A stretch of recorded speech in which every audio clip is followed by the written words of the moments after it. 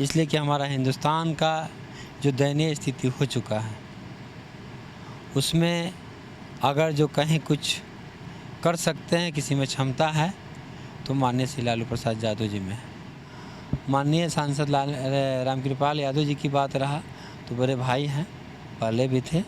हम उनसे आग्रह भी किए हैं कि क्षेत्र का विकास करना है तो दोनों छोटा बड़ा भाई मिल करके करें तो ज़्यादा अच्छा है, और कहीं भी आवश्यकता मेरी पड़ती है तो आप हमको याद कीजिए, हम आपके साथ आएंगे। नमस्कार, मैं हूं देवांशु। आप देख रहे हैं न्यूज़ फॉर नेशन। आज लालू यादव का जन्मदिन है और हमारे साथ बात करने के लिए दानापुर के आरजेडी के विधायक रीतलाल यादव हैं। किस तरीके से मना रहे हैं आप अपने नेता का जन्मदिन? हम सबसे पहले ऊपर वाले से दुआ कर रहे हैं कि जिस उम्मीद के साथ जनता आपको पहले देखा करता था, उसी उम्मीद के साथ आज भी आस लगाए बैठे हुए हैं। इसलिए कि हमारा हिंदुस्तान का जो दयनीय स्थिति हो चुका है उसमें अगर जो कहीं कुछ कर सकते हैं, किसी में क्षमता है, तो माननीय श्री लालू प्रसाद यादव जी में है। वही इस संकट के घड़ी से उबार सकते हैं। कौन सी बात है जो आज आपको लालू यादव की याद आ रही है, क्योंकि अरसे से आप रहे हैं उनके साथ? हर तरह की समस्याएं जो आज बिहार में फैल चुका है, हिंदुस्तान में फैल चुका है, उसमें उनके भागीदारी की आवश्यकता पहले भी थी और उसी रूप में उनको देखा था लोग और उसके अनुकूल चले भी थे, और उसी का नतीजा है कि आज उनसे आस लगाए बैठे हुए हैं। एक सवाल, अहम सवाल है कि जिस तरीके से कोरोना की दूसरी लहर आई और बिहार में कई लोगों की मौत हो गई, अब मौत के आंकड़ों में ऐड ऑन हुआ है, इसको लेकर क्या कहेंगे? क्या हो रहा है बिहार? दूसरी लहर जो आया है इसमें 110% हमारे हिंदुस्तान के जो राजा हैं, राज्य के जो राजा हैं, उन्हीं का इसमें लापरवाही है। अगर जो चुनाव नहीं कराते तो आज ये दशा नहीं होता। सार्वजनिक रूप से रैली नहीं कराते तो दशा नहीं होता।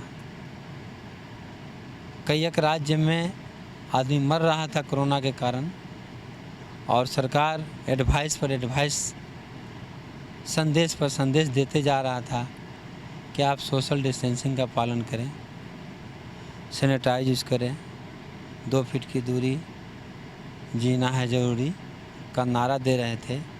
लेकिन पूरे के पूरे 5 राज्य में ना माननीय मंत्री महोदय इस चीज़ का पालन किए और ना माननीय मंत्री महोदय जनता को पालन करने के लिए कहीं रहने दिए।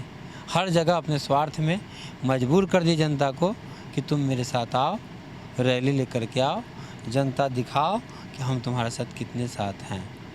उसी का कारण था जो आज पूरे हिंदुस्तान महामारी का जाल में फंस चुका है। आखिरी सवाल है मेरा कि लगातार सत्ता पक्ष के लोगों द्वारा यही कहा जा रहा है तेजस्वी यादव को लेकर कि कोरोना की दूसरी लहर में वो बिहार से बाहर हैं। उनकी जो फैमिली है, इंक्लूडिंग मतलब लालू यादव और राबड़ी देवी मीसा भारती तक को कहा गया कि उनकी जो फैमिली है तेजस्वी यादव की, वो ट्विटर फैमिली हो गई है, ट्विटर पर ही राजनीति करते हैं। जब सरकार का खुद, राज्य का राजा का खुद संदेश था कि कोई भी मंत्री विधायक अपने क्षेत्र में दौरा नहीं करेंगे, तो फिर अगर माननीय प्रतिपक्ष के नेता तेजस्वी प्रसाद यादव जी हैं, अगर जो उनका कहा हुआ बात को पालन किए तो कौन सा गुनाह कर दिए? राज्य के राजा का ही ना संदेश था कि कोई भी मंत्री, कोई भी प्रतिनिधि क्षेत्र में ना जाए, तो वो भी तो प्रतिनिधि हैं।